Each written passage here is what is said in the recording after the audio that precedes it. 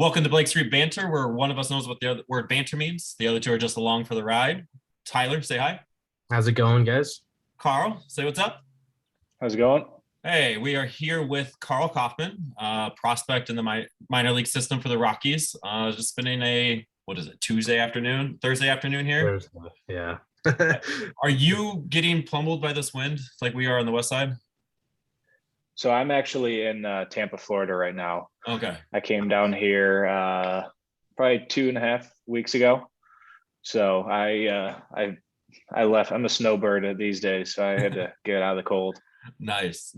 You're lucky because this is brutal up here right now. Like just trees back and forth. It's ridiculous. Yeah. So what are you doing down in Tampa? Working with some pitching guys and just working out down here and just enjoying the weather and just being able to get outside and throw. A lot of sand workouts. I just assume every time somebody says they're working out in Florida, they're just on the beach, just doing sand workouts for hours on hours. I actually haven't made to the beach yet, so still waiting to do that one. So hopefully here before I head back home for Christmas, I'll be able to get out to the beach. Yeah, it's gonna be brutal next week. Just prepare yourself. Yeah. So let's jump into that. So you from the east side, Michigan, Bloomfield Hills, went to Brothers Rice, same school as DJ, as all Rocky fans know. What was that experience like? Like, did you I guess let's ask this. So DJ, just being the alum that he is, like, did he ever stop by? Was he kind of like the golden child of the school there while you guys were playing? Yeah. So he used to come around quite a bit. And actually the first time I really got to meet him was after he won a national championship with LSU.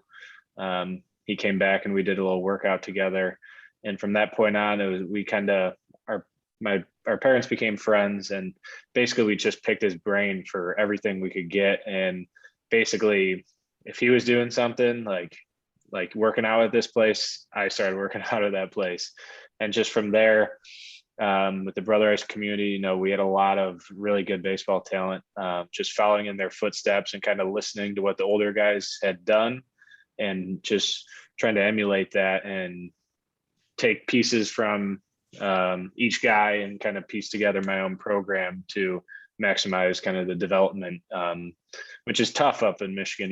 It's not the best weather, all that stuff. You can make a lot of excuses, but that's kind of what made us who we are today. And that's kind of the best part. So yeah, DJ basically done everything that he's done throughout the years. That's cool.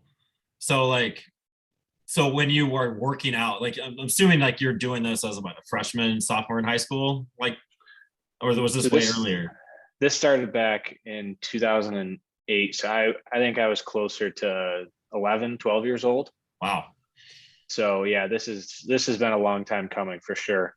And then when I go back home, which I spend a lot of the time in the Detroit area, I work out with him at some local facilities too. So we get to talk still, and it's good kind of seeing how far he's come. And ever since he won the batting title in Denver, and then what he's been able to do with the Yankees these days.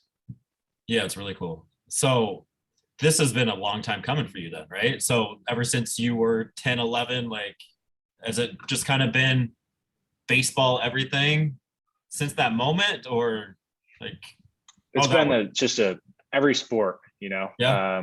I think that's the biggest thing, playing basketball for 3 years in high school, growing up from age 12, I'd go to the school lacrosse practice, and then right from there go to baseball practice after that, or football, everything. So it's just kind of been a process, and luckily to have great parents that have been able to support me through it all and provide for me. So it's been a great experience, and just slowly starting to build on that.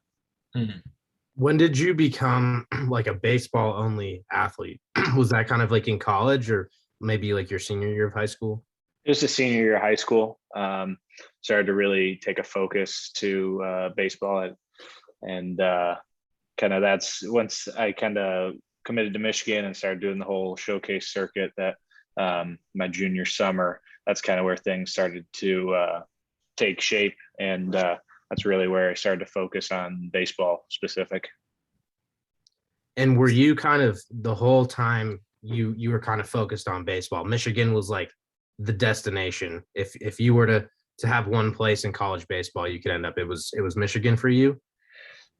That's my dad went there. We've had season tickets for, countless years. So my falls consisted of football in Ann Arbor. So grew up, diehard Michigan fan. So it was always cool to I always thought growing up, maybe I wanted to go play in the SEC, ACC type of deal.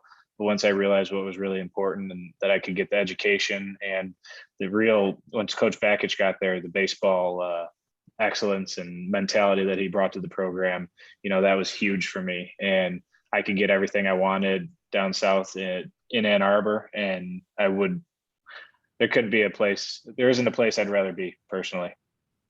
Ann Arbor is pretty fun. Were you there? Did you get a chance to go to Ohio State game? Yep. Yeah, we were back in town. Wouldn't miss that one for the world. Yep. Yeah, we had a good group of guys that had come back to for the game, and I think I only missed 2 or 3 games this year, so it was good being back. And yeah, we spent a lot of time in Ann Arbor. Nice. Were you at the Northwestern game by any chance? Northwestern game. Yes, I believe so. Yeah. So we hung out for a little bit then. I was in the very top row of the suite side on the south side of the stadium, north side of the stadium. Yep. But it was a horrible game. Michigan did not go. It was ridiculous. So yeah, Michigan baseball kind of came out of nowhere. You're kind of part of that first up and coming group, right? Like CWS 2019.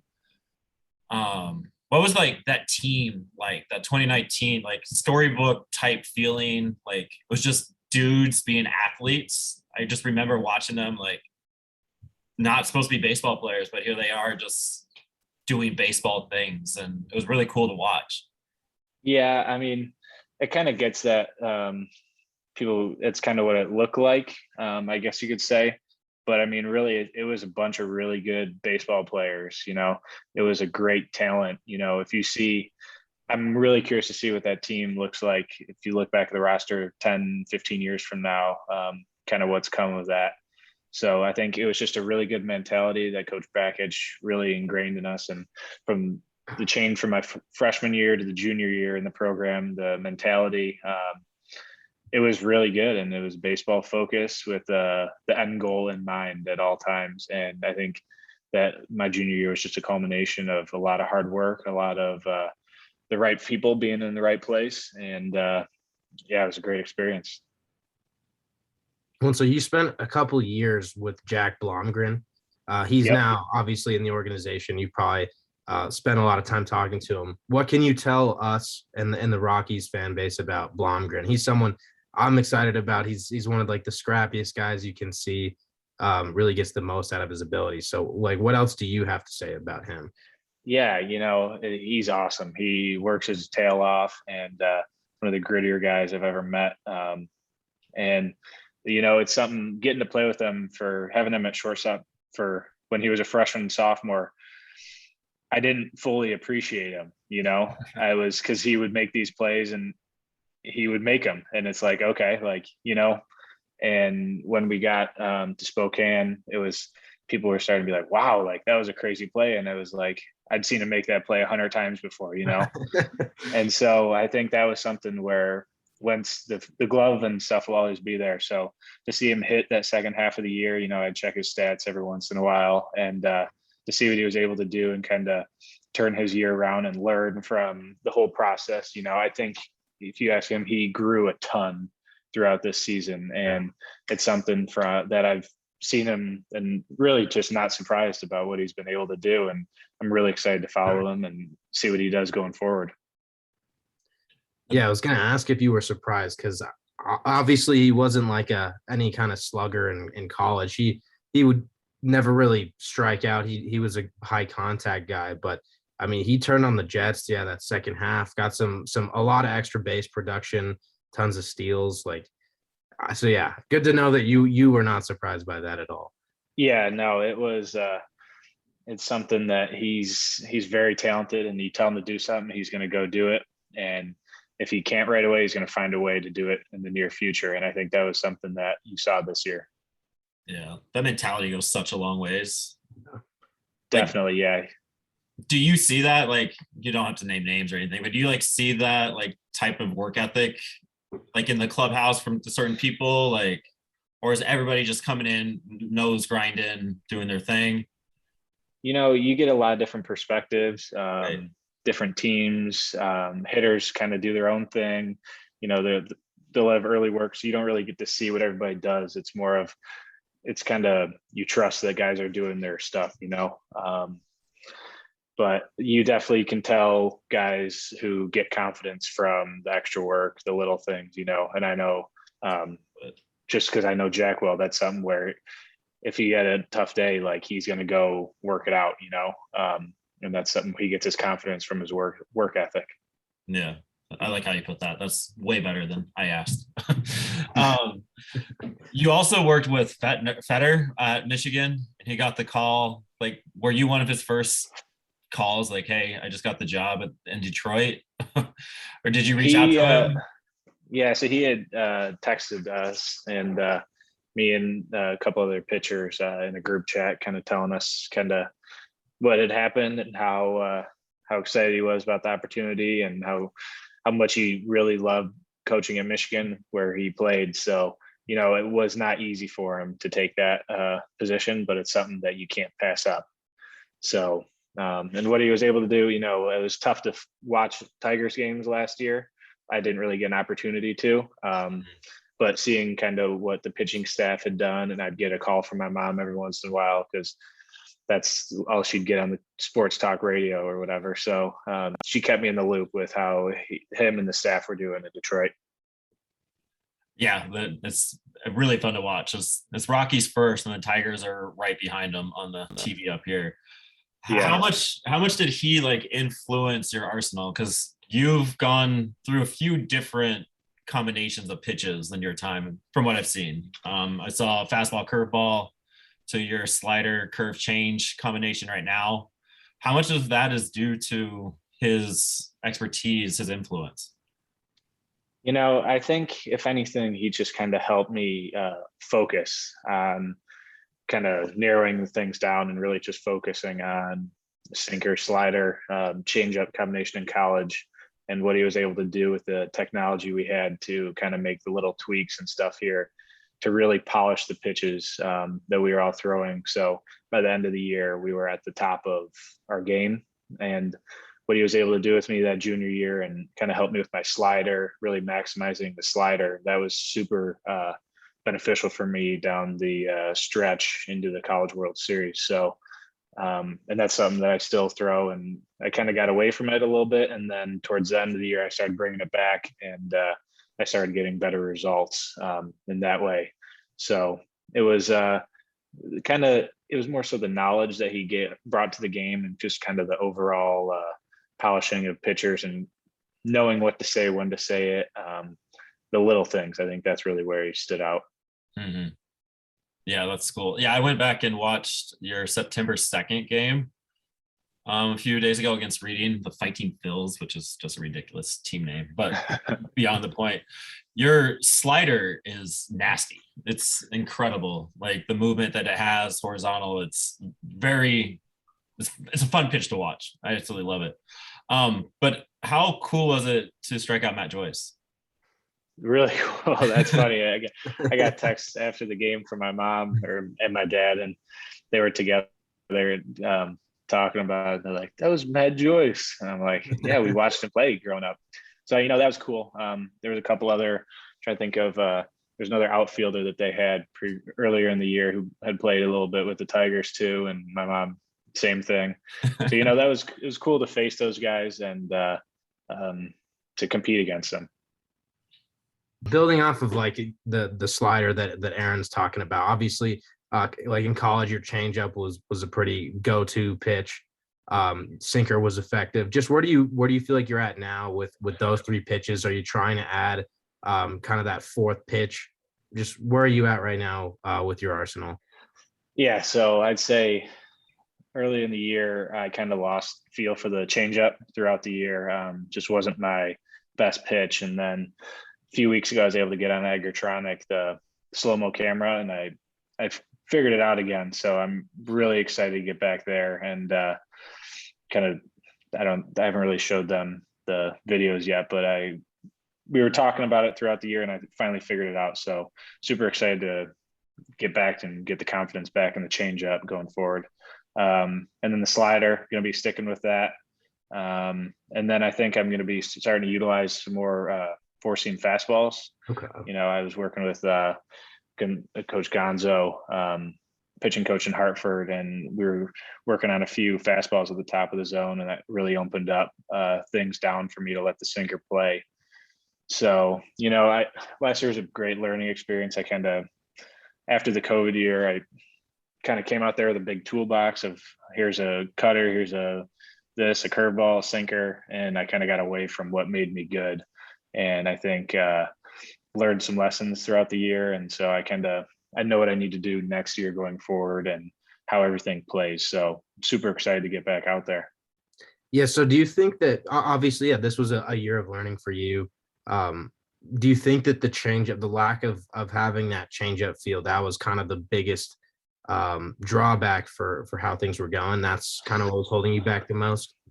I think there's a lot of non-competitive pitches that I threw, whether I'd be hooking balls or kind of whatever, but the sinker and changeup really started to blend together earlier in the year. And so not being able to get swing and misses on the changeup and then trying to get weak contact with the sinker, the hitters were good. So looking back, like, it was a great experience. Like, I'm glad I got my butt kicked, to be honest with you. It'd be better than doing that in Denver, so I kind of know what I learned a lot, and I'm really happy about the experience and kind of where I'm at. So. Yeah, because you went high A, 9 innings, and then you went straight to Hartford. Like, you bumped real quick, real early, and you don't really see that often. And one of the things that we talked about is, like, there's Double A has the most talent, I think, of like almost any of the levels. And so going to that first professional year and then getting it figured out in September, because you dropped your whip down to 126 down in September, like saying like you got that feel as the season went on. That's got to give you some confidence going into next season, right? Like, going through the trials and tribulations and getting to where you are now. Definitely. It's kind of like gave a lot of guys some free hits last year, probably licking their chops to get back in the box against me, but it's something where I'm equally even more excited to get back against them and kind of prove to them kind of what's been going on. And, I'm just super excited to get back out there. I was like, I wish the year was another couple months that ended, and I was like, it's already over, but I was just starting to get going. But yeah, it was good. Great. So yeah, it'll be good. Well, how did it feel just getting jumped up to Hartford? Because like Aaron's saying, that's maybe the most talented level in the minor leagues. You're getting there with very little pro experience. Like, how did that feel, just knowing that, the organization has faith in you, but just from like a personal perspective, welcoming that challenge, what was that like? Yeah, it was super excited. I didn't want to, it's kind of where judging by people across other friends and stuff, it was like, that's where I wanted to be. I needed to get there almost, to a sense, and for myself, and I think once I got there, I tried to make some adjustments and tried to do too much, kind of gave guys too much credit. And, I think that was something where I brought this big arsenal and then I had to narrow it down and just simplify things to compete, So it was a really happy, really excited to get to Hartford, and things didn't go the way I wanted to right at first, but every day I was learning stuff, picking guys' brains, coaching staff, getting to know people, and it was great. Okay. Yeah. So you had 4 at bats. do you have any inkling to switch positions and to get in the box? I had to lay down a bunt the one time. That was my only hit. So I got that wrapped up for my mom for Christmas, but we were joking with Feltner and some of the guys like, wow, that ball's looking awful big coming in there. But it was a blur, I have no interest in, I'll get up there and do what I need to, but if I there's people getting paid to do that, and I'll let them handle that, So you're a proponent for the universal DH going forward?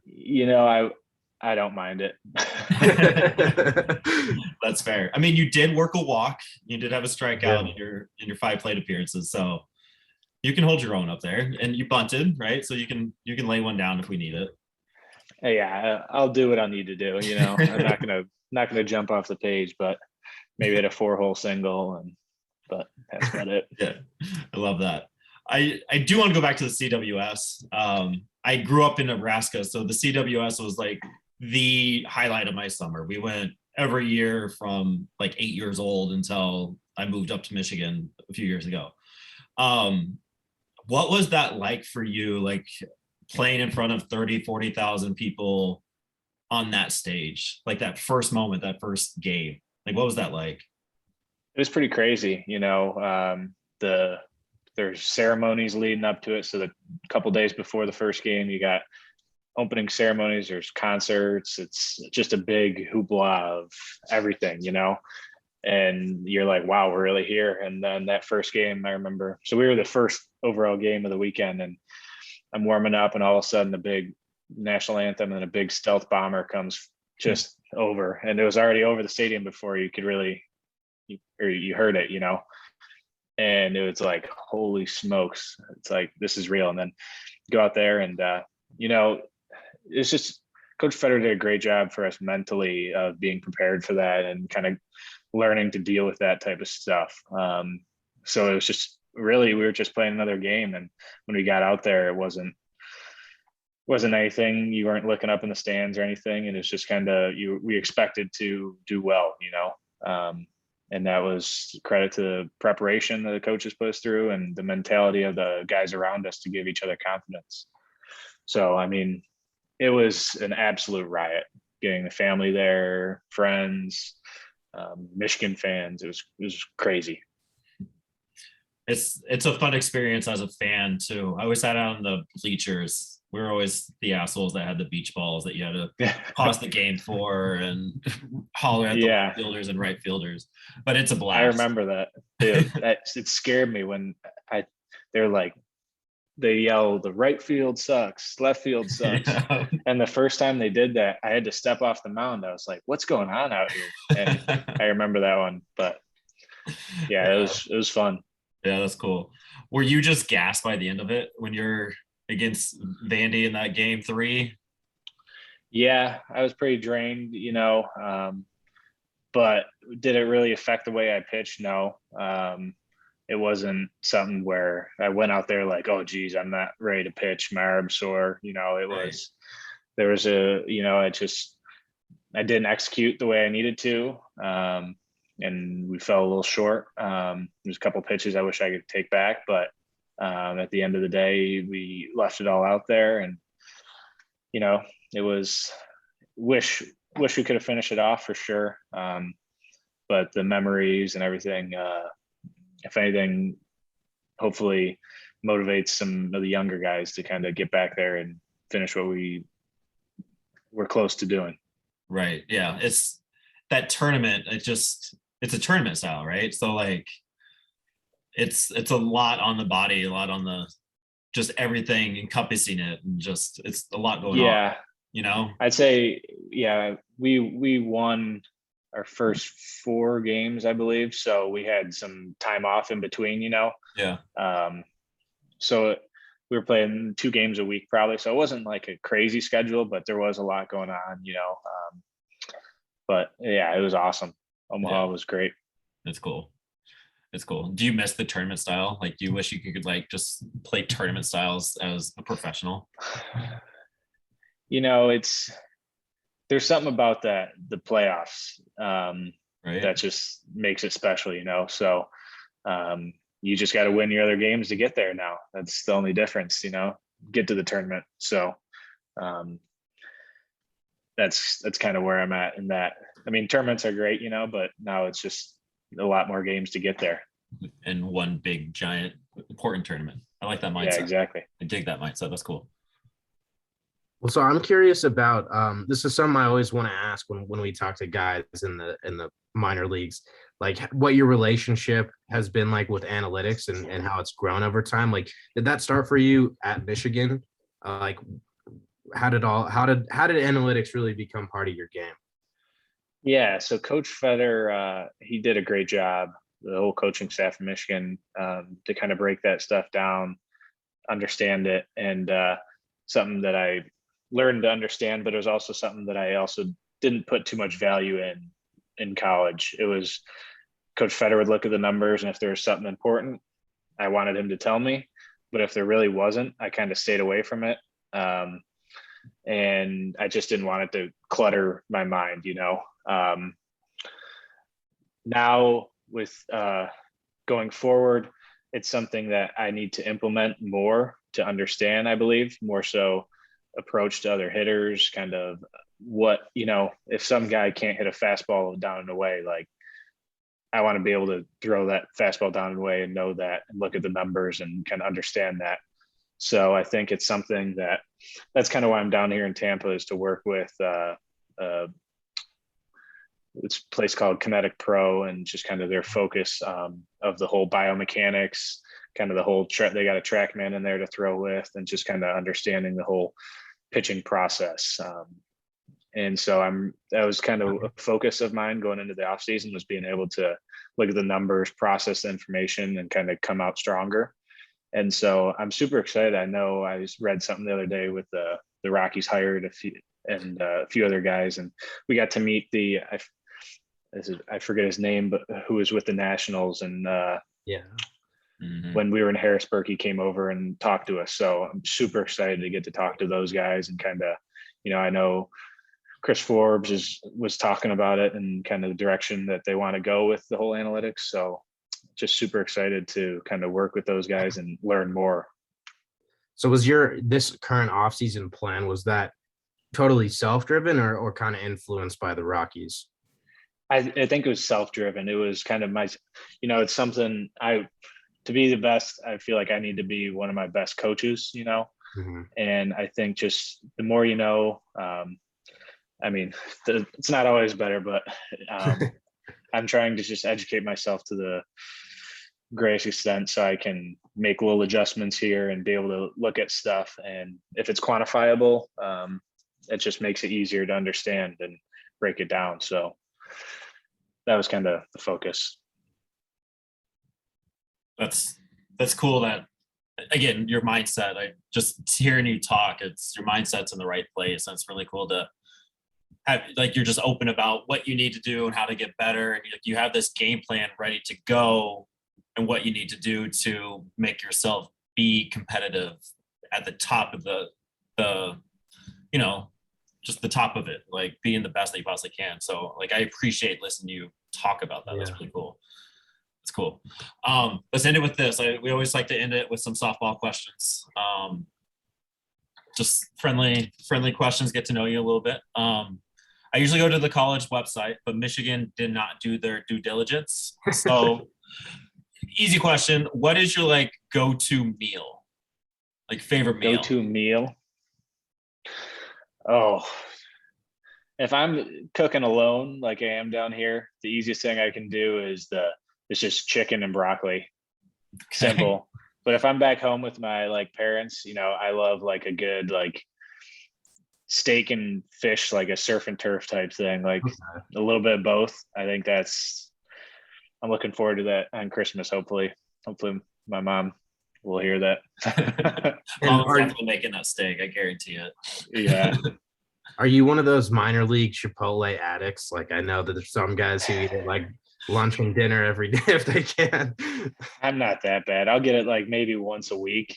Okay. But I can only eat so much Chipotle, It's good, but kind of an unpopular opinion. I might even rather go to Qdoba personally, but that's another topic. Dive into that later. What happened to your mustache? So that September 2nd game, there was a faint mustache. You had the long hair. Did you just get rid of it at the end, or? Yeah. I think my mom came to town and was mad at me. Said, you got to get rid of that thing. And then my girlfriend probably came to town too. And she's like, but yeah, we had a few of the guys were growing out mustaches last summer. So that was kind of fun. Something different to do, so. It plays. I thought it looked good. And on the mound, it looked like you were owning the mound with the mustache just a little bit more. Just yeah, I might bring it back. I had a mullet in college my junior year, so just something a little funky every now and then. You gotta bring back the Goose Gossage look. Get it all. There we go. The whole side or the whole handlebar look. Yeah. We encourage all of that. And then last question, what is like the coolest like personal baseball moment you've ever had? Oof. So like Grant Levine told us he hit for the home run cycle, like when he was like 10, hit a solo shot, 2-run shot, 3-run shot, grand slam. Like, what was like that moment for you? Oh, the coolest moment kind of revolving around baseball. Yeah. I think we had won the Corvallis Regional, and then I got drafted right after that. For myself personally, that whole being able to go to a super regional, and then on top of that, after the game, finding out I had gotten drafted by the Rockies, I think for myself and my family, that was one of the cooler nights that baseball has brought us, of many great moments that we've had. But I think looking back, that one was pretty special for sure. Were you playing when you were drafted? So we just finished the game, and then I had gotten the call probably as we were getting on the bus, like taking pictures to flip on the draft. And then, so before we had all gotten on the draft, one of my best friends, Tommy, had gotten picked 2 picks before me. So everyone was going crazy. And then I'd found out I got drafted right after that. And so it's just a whole kind of a blur, but it was a blast for all of us. Yeah, that's awesome. That's a wild ride of emotions right there. That's definitely. That's sweet. That's cool. Oh, well, Karl, I appreciate you spending your afternoon with us talking ball. And again, just appreciate your mindset, and we are rooting for you here, and just keep doing cool stuff, man. This is fun. You got it. Yeah, looking forward to it. Should be a fun year. Yeah, let's go. Appreciate it. All right. Bye, Karl. Yeah, bye-bye. Take it easy. Thank you for tuning in. Find more content at BlakeStreetBanter.com.